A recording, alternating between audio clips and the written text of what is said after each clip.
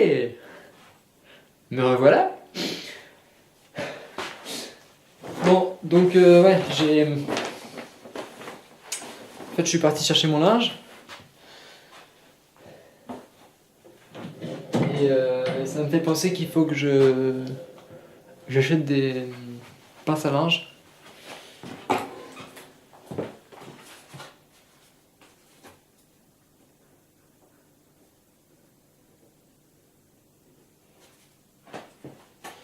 Voilà, comme ça, je l'ai rajouté sur la liste de courses. Bon, j'allume pas l'enregistreur, comme ça on aura la comparaison entre les leçons. Ok.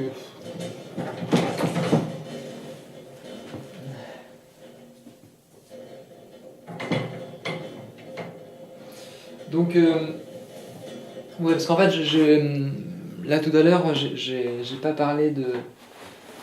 Enfin, du coup, je parlais des professeurs avec qui on avait eu cours, mais j'ai un peu fini assez vite parce qu'il y avait le temps qui défilait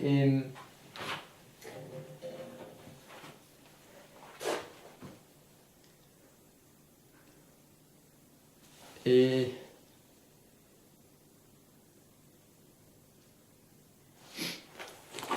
alors donc par rapport à Stéphane, il disait des trucs assez chouettes. Enfin, donc il disait qu'il y avait des règles. Enfin, par rapport aux mémoires, il y avait quand même quelques règles à respecter qui constituaient à peu près le minimum de ce que devait être un mémoire en école d'art. Et bon, je trouvais que ça collait quand même assez bien, parce que bon, donc j'aime pas trop l'idée d'un sujet, etc. Mais ça, je l'explique, donc c'est pas. Donc voilà, c'est ça. Donc en fait, je vais les dire parce que c'était chouette. Alors, voilà, donc déjà, il y avait un terme qu'il utilisait, enfin une phrase qu'il avait dite, c'était la liberté s'épuise si on s'en sert pas. Donc c'est pour ça que voilà, vu qu'on a la liberté de faire des mémoires et qu'en école d'art on avait quand même une liberté par rapport à la forme, bah fallait pas qu'on se prive quoi. Fallait vraiment qu'on s'en sert et pas qu'on se bloque là-dessus parce que comme j'ai fait un peu au début, mais c'était plus pour me protéger en fait. Donc voilà, faut en profiter. Et il disait que le terme de mémoire, c'était pas le bon terme parce qu'en fait, ce qu'on demande, c'est pas vraiment un mémoire universitaire, c'est très différent en fait. C'est une sorte de réflexion sur nos recherches, c'est quelque chose qui accompagne nos recherches, nos œuvres, enfin nos pièces, on va dire plutôt que. Mais que c'est pas vraiment un mémoire quoi. Faut pas. C'est un peu bizarre de comparer ça à un mémoire parce que finalement c'est tellement différent que ça s'éloigne de la question du mémoire. Et même si dans les accords de Bologne c'est ça qui est proposé, c'est vrai qu'en fait, j'ai l'impression que c'est un peu plus complexe que je pensais. C'est vrai que j'avais été assez, notamment en rapport avec Paul de Vautour, assez critique avec ces questions de mémoire et d'accords de Bologne, mais finalement en fait il y a eu une espèce d'arrangement qui fait que finalement bon voilà, il y a des jeux de pouvoir, il y a des contre-pouvoirs et il y a un dialogue qui est possible aussi, donc bon, autant jouer sur le dialogue, s'il est possible, tant mieux. Bon. Donc voilà, donc il avait dit que il y avait 3 trucs qui étaient importants dans ce mémoire-là, 3 critères qui étaient importants de mettre en place. Donc il fallait que ce soit réfléchi. Donc en fait qu'il y ait réfléchi, c'est-à-dire qu'il y ait une réflexion, qu'on puisse faire part de nos réflexions dans ce mémoire et que voilà, donc en fait que ces réflexions soient liées autour d'un sujet, mais bon voilà, sujet c'était pas ce qui est important, c'est d'avoir le mot réflexion, et puis bon, sujet, comme je fais que de critiquer le sujet, comme ça revient tout le temps, voilà, c'est pas le gros mot, hein. Le mot c'est plutôt réflexion, faut que ce soit voilà, faut qu'il y ait la question de la réflexion, quoi. Faut que ce soit un développement de pensée. Voilà. Faut que ce soit référencé. Donc référencé, ça veut dire que quoi ? Ça veut dire qu'il faut que ça s'inscrive dans un corpus déjà existant. C'est-à-dire qu'on sache qu'est-ce qui a été fait avant, que ce soit pas un truc comme ça qui émerge spontanément, mais que ça puisse s'inscrire dans l'histoire des idées, dans un ensemble de personnes qui ont déjà écrit des choses dessus, ou qui ont déjà effectuer un travail de réflexion et qu'on puisse se placer dans ce travail de réflexion, dans ce prolongement, ou en tout cas qu'on prenne, qu'on mette en évidence le fait qu'on ne parte pas comme ça tout seul, qu'on voit d'où on part, quoi, aussi. Donc voilà, de prendre en compte un contexte, c'est important. Et puis du coup, bon, dans la référence, il y a l'idée que voilà, forcément, c'est bien, par exemple, s'il y a une bibliographie. Alors ça peut être aussi une webographie ou tout ce qu'on veut, mais qu'il y ait justement, que ce soit référencé, que ça puisse renvoyer par des liens, pas forcément hypertexte, mais par des liens, quoi, à d'autres ouvrages, à d'autres... Alors bon, du coup, je me demande, est-ce que c'est forcément des ouvrages théoriques? Pas forcément, mais que ça s'inscrive dans dans une réflexion plus vaste et qui ne soit pas isolé, quoi. Autonome peut-être, mais pas isolé, quoi. Voilà, c'est ça. Alors moi, du coup, je me suis posé la question, parce qu'en effet, c'est la bibliographie, je trouve ça intéressant, c'est important parce que j'aime beaucoup lire des bouquins et tout, et puis même si j'aimerais bien conceptuellement voir ce que ça donnerait si on fait on va dire une espèce de pensée autonome qui serait isolée. En fait, c'est pas tellement ça que je fais là du tout, parce que je me nourris de l'extérieur à chaque fois. Et en même temps, bon, du coup, j'ai pas envie que, cette bibliographie, j'aimerais bien qu'elle passe aussi à travers la vidéo. Donc je pense qu'il y aura, peut-être faire des moments bibliographie où je montre, non, pas simplement forcément en parler, mais où je montre alors, bon, est-ce que j'en ai un là J'en ai un dans ma poche. Voilà, où je montre les bouquins, par exemple, voilà, bibliographie test, voilà, L'art de la simplicité par Dominique Leroux, Simplifier sa vie, c'est l'enrichir. C'est un bouquin aux éditions Poche Marabout Psy. Alors bon, Marabout c'est connu un peu pour faire ce genre de truc, et qui en fait correspond un peu au mouvement minimaliste contemporain, c'est-à-dire pas dans l'art mais dans un mouvement culturel qui va vouloir faire le vide dans sa maison, c'est très lié au zen, être dans des moments de retrait, de jeûne, de diète, de moins en fait, de minimalisme, voilà.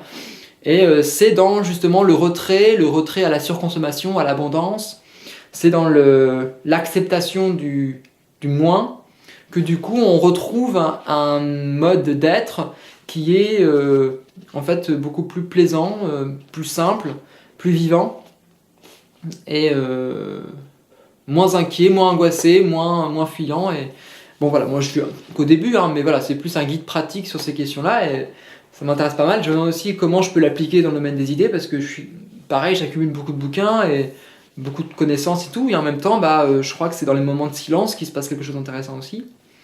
Mais quelque part, c'est pas un truc qui se rationalise aussi, donc c'est une forme à mettre en pratique, et là qui est presque une démarche plus artistique qu'universitaire pour le coup, parce que d'un point de vue universitaire, ça semble compliqué de dire j'applique le Tao alors je lis aucun bouquin. En même temps, c'est pas tout à fait ça, mais bon. Bref, là, bon, c'est. Bon. Et mais bon, je pourrais faire des séances comme ça où je parle. Je mets en place la bibliographie. D'ailleurs, tiens, c'est vrai qu'il y a un moment donné d'ailleurs où j'avais montré, par exemple, avec l'appareil photo, sur l'ordinateur, la musique d'un album qui passait, qui était donc des rues, et et donc du coup, je parlais très vite fait de l'album. Le fait de le faire apparaître à l'écran, c'est une manière de l'intégrer comme bibliographie. Est-ce que c'est pas comme s'il y avait une note de bas de page quelque part, ou alors est-ce que je ferais pas apparaître une note de bas de page quelque part? Bon. Après, je pourrais aussi avoir une liste écrite quelque part des ouvrages ou des choses comme ça, parce que je pourrais peut-être pas tout faire apparaître à la caméra, puis c'est peut-être bien d'avoir aussi un récapitulatif, mais ou alors je le ferai apparaître dans la vidéo, je sais pas. Mais bon, voilà. Du coup, c'est intéressant parce que là, il y a une question de traduction. Comment traduire une bibliographie textuelle en bibliographie vidéo? Voilà. Ou alors, est-ce que bon, mais je peux aussi rajouter aussi un passage de texte quelque part. Je suis pas obligé de faire tout en vidéo, c'est pas grave, mais bon, ça m'intrigue un peu, quoi. Je trouve qu'il y a peut-être une force aussi de performer presque la bibliographie en montrant les bouquins devant la vidéo, pas qu'ils soient juste intégrés au montage, mais qu'ils soient intégrés dans la captation. Parce que là, ce que je fais, c'est pas tellement de la vidéo, c'est plus de la captation d'ailleurs. C'est la captation d'une session. Donc voilà, donc ça c'est la référence. Et troisième point, réflexivité. C'est-à-dire, alors bon, si c'est ça que... Apporter un regard neuf sur un nœud conceptuel. Bon, ça c'est plus la réflexion, ça d'ailleurs, c'est pas tellement réflexivité. Bon, voilà. Apporter un regard neuf sur un nœud conceptuel. Voilà, il y a un nœud conceptuel à essayer de comprendre, et on essaie de tourner autour. C'est ce que je crois que je fais aussi d'ailleurs, hein, mais sauf que ce nœud conceptuel, il est un peu... bon, il est un peu comme ça. Mais en même temps, c'est logique. Sur le sujet, je parlerai de... Je note ça. Hop. Voilà, ça. Bon, autant j'en parle après, de toute façon. Oups. Et voilà. Mais dans l'aspect réflexif, surtout, c'est de montrer qu'on est conscient de l'objet que l'on construit. Voilà. Donc ça, comment? En faisant une forme qui soit liée au fond. Bon, c'est ce que je crois que je fais aussi, même si c'est un petit peu... un peu bancal, un peu brouillon, mais le bancal et le brouillon, je trouve ça très important et très intéressant. Et même là, c'est ce que je fais par exemple en décrivant les caractéristiques, enfin c'est plus dans la vidéo d'avant, mais les caractéristiques du cadre lui-même, donc c'est être dans un rapport réflexif, donc c'est faire un jeu de miroir. Voilà. Hop. Voilà, réflexif c'est ça en fait. Hein. Voilà, comme ça.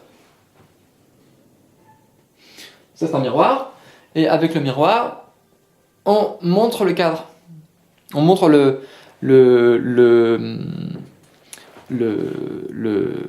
enfin, la manière dont est fait le cadre. Alors c'est toujours une représentation du cadre par lui-même, mais bon, il y a du méta, quoi. Voilà, c'est du méta. Là, il met ses écrits comme ça, là, hop. Et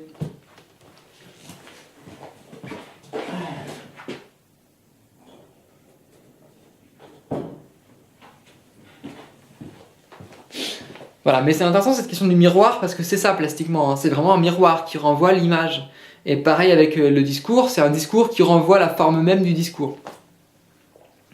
Bon, et moi je trouve ça important parce que c'est depuis cet rapport du méta, c'est depuis cette forme de rétroaction, hein, il y a ce terme-là en cybernétique, d'une boucle de rétroaction qui se regarde elle-même comme ça. Et je crois que c'est aussi depuis ce rapport-là qu'on évolue aussi. Il y a... voilà, Homo sapiens sapiens, c'est un homme qui sait qu'il sait. Donc c'est un homme qui a la conscience de sa conscience. Voilà. Bon. Et ça c'est important, c'est le méta ça, hein, c'est l'action du méta. Voilà. Donc il y avait autre chose aussi, donc c'était voilà, c'était important de pouvoir parler de concepts un peu abstraits comme ça, bon, mais de le relier aussi à une expérience, à un vécu, à quelque chose d'empirique. Voilà. Alors pas que ce soit que du vécu, parce que sinon c'est plus une forme de journal intime, ego trip, et si ça relie pas à autre chose, bon bah le fait de le partager ça pose d'autres questions, mais du coup est-ce que... mais bon, le fait de faire un truc uniquement abstrait aussi, ça perd de sa consistance et de son ancrage quelque part. Et bah, moi je suis touché par ça aussi parce que c'est vrai que c'est ce que j'appréciais chez Preciado ou chez des auteurs aussi que j'aime bien, c'est qu'ils relient une pensée globale, une conception des choses et du monde, une subjectivité à leur vie aussi. Alors je sais pas si c'est quelque chose que j'ai fait jusqu'à maintenant, assez peu peut-être. Je l'ai toujours ancré dans un moment, ce que je disais, je l'ai ancré dans des frustrations, donc on voit aussi quand je suis énervé, on voit quand je suis calme, des fois je parle un petit peu enfin je parle de la situation en fait, de la situation d'énonciation, je crois que je fais un peu ça quand même. Mais je parle quand même assez peu de moi, et peut-être que ça arrivera peut-être un petit peu plus après. Peut-être aussi parce qu'il y a une sorte de pudeur qui fait que, comme c'est un mémoire, je sais pas trop ce que je m'autorise à dire ou pas. Parce qu'en parallèle, là, je tiens, même si j'ai pas beaucoup écrit, je tiens une espèce de journal intime. Et voilà, la question c'est jusqu'à où je m'autorise à parler de choses plus ou moins intimes, jusqu'à où je me confie. Dans le principe, moi j'aime bien l'idée de se confier, mais Mais en même temps, c'est pas toujours facile, parce que du coup, je sais pas trop quelle est la limite ou de qu'est-ce qui peut être gênant pour moi ou pour les autres, qu'est-ce qui peut mener à voilà, quelle est la limite là-dedans. En fait, comme je connais pas trop la limite, c'est un peu gênant. Et en même temps, comme c'est cadré, bon, au pire, je me dis, c'est des choses qui peuvent être coupées aussi, quoi. Mais dans l'idée, je me dis que ces choses-là aussi sont en théorie archivables directement en ligne et tout, donc. Après, je peux me dire que je peux faire des sessions, je peux faire ça en fait. Je peux faire des sessions invisibles, des sessions que je me dis, c'est des choses que je ne mettrai pas en ligne. Comme ça, je peux me permettre d'en parler. Et ça peut faire partie d'un mémoire, mais a posteriori, ou bon. Parce que forcément, si je parle de questions de sexualité, ou si je parle voilà, de ma famille, si je parle de trucs vraiment intimes, où je sais pas si c'est partagé ou pas, du coup, ça peut créer forcément des distances et des rapports aux autres qui en sont changés aussi. Il y a une performativité de la parole là-dessus. Donc bon. Donc voilà, donc en fait il y avait 3 points là-dessus. Hop, il reste 13 minutes. C'est-à-dire, donc premier niveau, relié au vécu, à l'expérience, à ce qu'on vit, quoi. Deuxième niveau, s'inscrire dans l'histoire des formes, dans l'histoire de l'art. Bon, ça c'est intéressant, donc ça c'est lié aussi à la référence, c'est ce que j'ai essayé de... J'ai pas...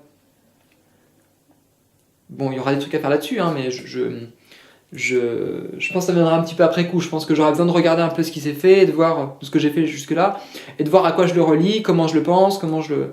Voilà, je pense que j'ai essayé de faire ça, mais bon, ça va prendre je vais faire ça dans un deuxième temps. On verra un peu... Ça viendra tout seul, hein, je pense. Et troisième niveau aussi, alors là c'est hardcore, c'est s'inscrire dans l'histoire, avec un H majuscule. Donc c'est-à-dire dans la dimension sociale, politique, en fait, s'inscrire dans l'époque. Voilà. Mais bon, ça oui, ça on va le faire. Je dis on parce que finalement c'est on en fait. Qui c'est qui parle? C'est pas moi. C'est on parle en fait là. Je dis je, mais c'est pas moi qui parle, c'est on. Donc on parlera de l'époque, de toute façon, ça c'est clair. Et même sur la question du vide et tout, c'est lié à l'époque en fait aussi. Hein. Parce qu'on est dans une époque qui est, comme disait Mathias, très linéarisée, où on n'a plus le temps de rien, mais ça c'est aussi notre époque qui fait ça. Voilà, et puis ensuite bon, j'ai écrit des trucs en dessous, parce que du coup j'ai essayé d'expliquer...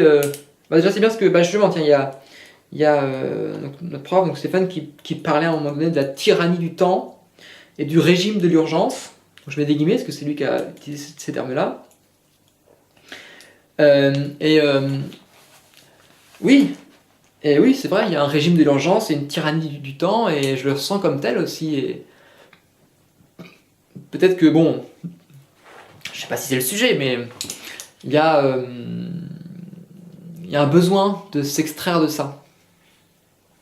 De pouvoir pas simplement le critiquer, mais de pratiquer une fuite en dehors du régime de l'urgence, en fait, et d'opérer une fuite du temps. Hein, une fuite du... Enfin, qu'il soit pas une fuite du temps, en fait, d'habiter le temps pour ne plus fuir... Enfin, pour fuir... Pour ne... Ah, putain! Pour échapper à cette urgence. Voilà, cette urgence qui est, quelque part, parce qu'on n'a pas pu mettre des... On n'arrive pas à se protéger. Ah, il y a la question de la rythme-analyse, d'ailleurs, là-dessus. Tiens, c'est pas mal, ça. Rythme-analyse, et puis de multitude. La revue Multitude, hein, qui pose pas mal de questions assez chouettes, qui est un peu à la mode sur les questions intellectuelles. Et voilà. Bon.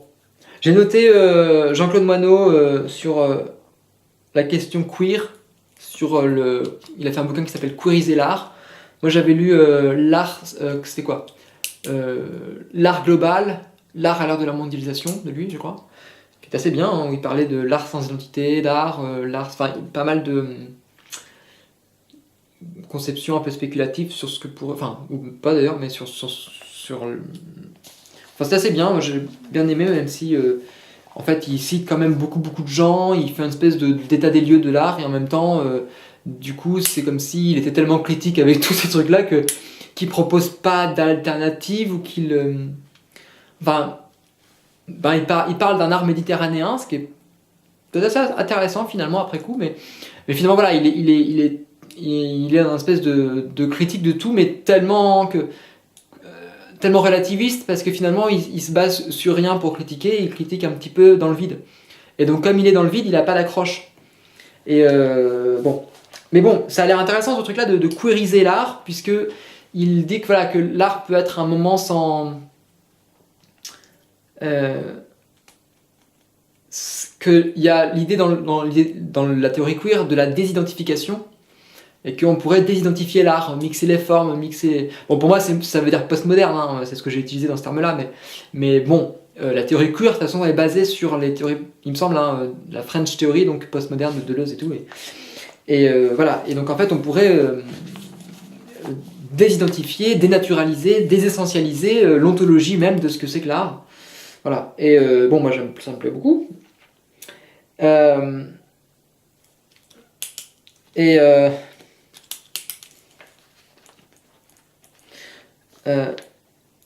Voilà, donc du coup c'est vrai que par exemple sur le sujet, je vais revenir tout le temps sur le sujet, mais ça va être le sujet je crois. Si on considère le sujet comme une essence, comme quelque chose qui serait bon, le problème c'est que j'ai du linge à faire aussi. Donc si on considère le sujet comme une essence, comme quelque chose qui serait en amont et qu'il faudrait chercher, qu'il faudrait